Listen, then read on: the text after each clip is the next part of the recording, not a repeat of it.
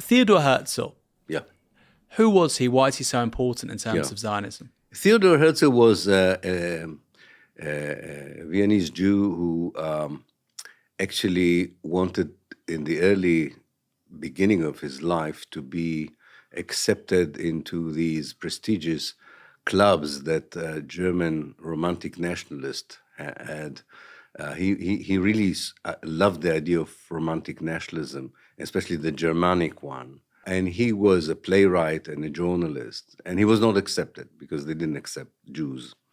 And that pushed him into thinking that if he cannot advocate German romantic nationalism, he can advocate Jewish romantic nationalism. And he became very much infatuated with this idea that the Jews could emulate the German romantic nationalist idea, but obviously not in Europe. So it had to be somewhere else.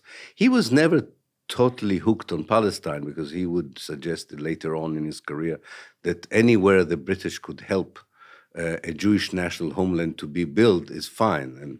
And when the British were seriously thinking about Uganda, he was not against it, although most Zionist leaders were.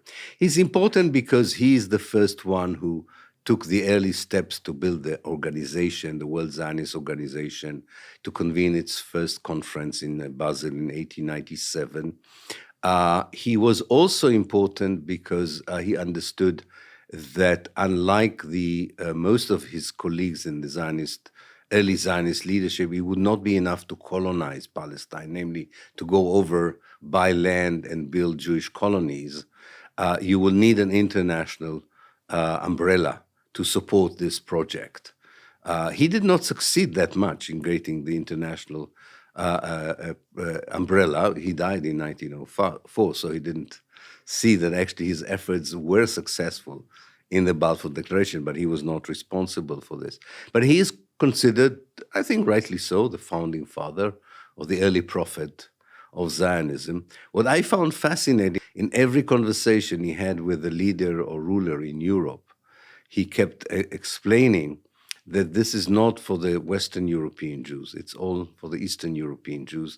It will prevent them from entering Western Europe and Britain and so on. So it was quite an incredible beginning of Zionism. He, I think, planted this idea that if Europe doesn't want you, you can recreate Europe somewhere else.